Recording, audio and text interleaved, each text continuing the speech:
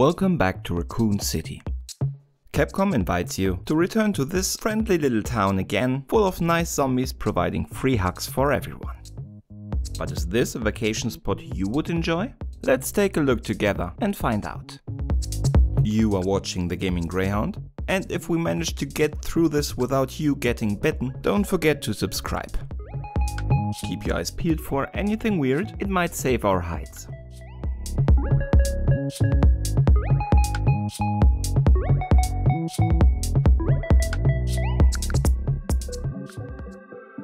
The very first Resident Evil game was released back in 1996.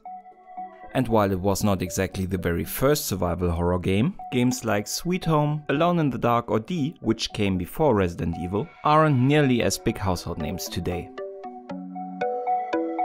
Since then, we only had 7 numbered entries into that series, but 25 games bearing that name in total.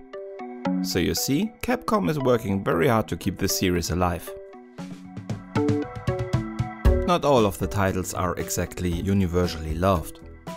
The same might be said about the movies, by the way. But especially with the remakes of those games, Capcom seems to have the right ideas. While they remade the very first game pretty successfully in 2002, we had to wait 17 years for the Resident Evil 2 remake. And now only 1 year for the third. Capcom seems to be on a roll, but is this sequel exciting or will it bore you to death?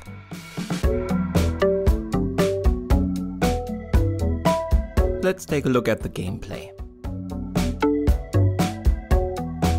The game has 2 protagonists. We start by joining Jill Valentine, a former Special Tactics and Rescue Service member, during the actual outbreak of the T-Virus in Raccoon City. On her journey to escape that death trap, she meets Umbrella Biohazard Countermeasure Service mercenary Carlos Oliveira, our second playable character. And as Umbrella is actually the company responsible for the T-Virus and its outbreak, Jill doesn't exactly trust Carlos. So one part of the story is their developing relationship. One other part of the story, and integral to the gameplay, is this nice neighbor asking for a cup of sugar. A nice young fella called Nemesis. You meet him actually quite early in the game, so don't worry, no spoilers. For the most part, this guy is more or less ignoring whatever you throw at him. So whenever he appears, you run. These gameplay passages can actually be quite stressful.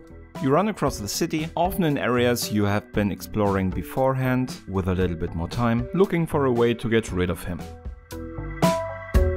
While the zombies are normally your regular enemies on the streets of Raccoon City, in these sequences they transform in your mind pretty much to grabby slalom poles. But our new bestie here is pretty massive, so he cannot follow you everywhere. That would be a good thing if, where he cannot follow you, wouldn't also be quite creative Umbrella Corps T-Virus experiments running around. Luckily, there are still a lot of supplies scattered around the city.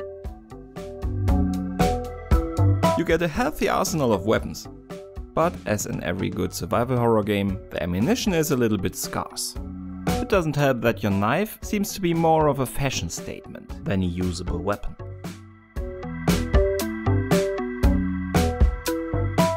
So you spend your time running around the game's locations, being quite careful in deciding which fights you really want to pick. In this regard, the game is very good in creating that feeling of dread. You're pretty much always low on resources, so every single zombie can become an issue for you. But hordes of monsters and the undead are unfortunately not the only enemies you have in this game. Often your way is blocked by unrelenting carts and office chairs on wheels.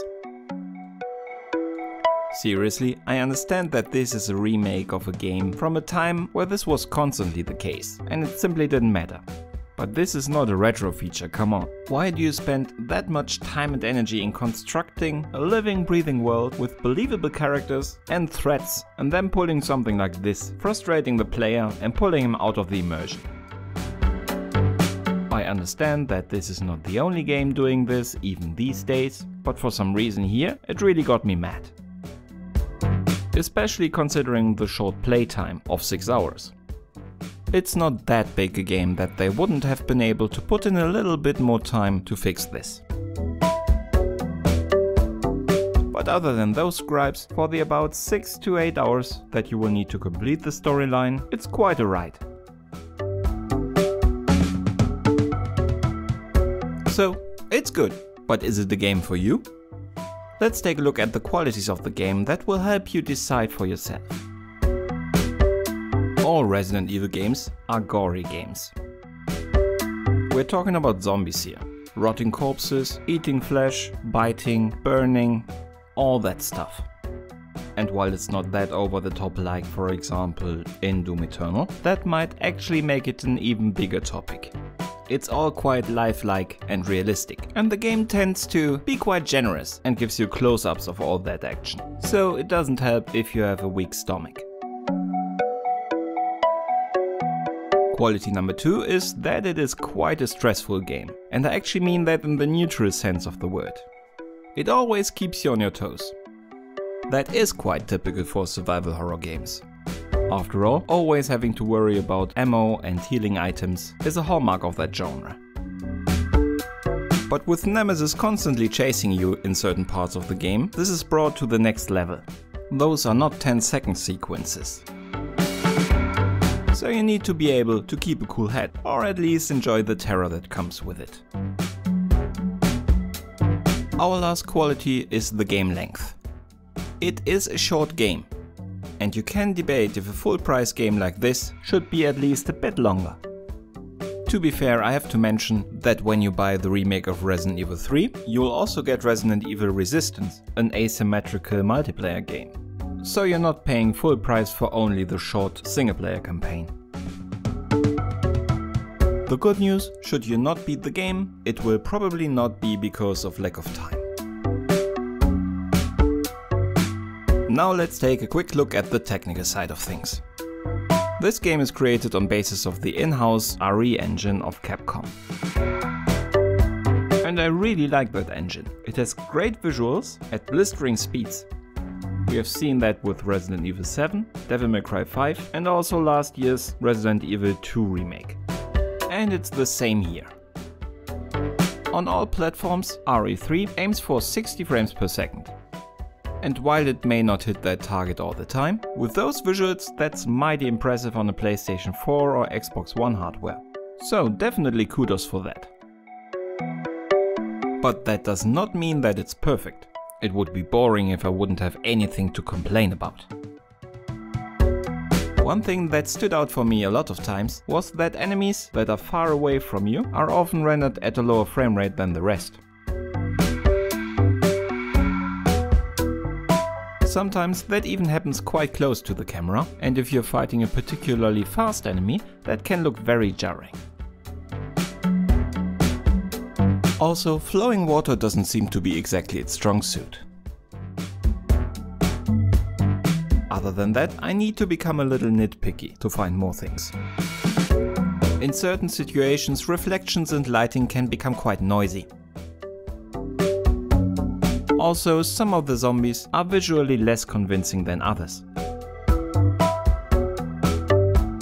But as I said, in general, I'm a fan of this engine. And for the most part, it also shines here. And without further ado, let's sum this up. The remake of Resident Evil 3 is a worthy successor of last year's Resident Evil 2. But does that automatically mean that you have to play it? If you love horror movies and have no issue with blood and gore, if you like a bit of pressure because it raises the stakes, if you're happy with a short but intense experience, yes, you should play this game.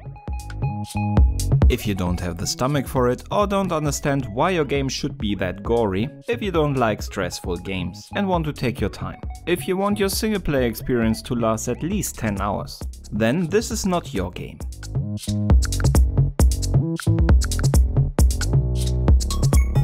And that's all for today. If you've played the game, let me know in the comments what you thought of it. I would be especially interested in hearing your opinion about short campaigns. what should be the minimum length of a single player experience? And while you're at it, don't forget to subscribe. Thank you for watching The Gaming Greyhound. See you next time. Goodbye.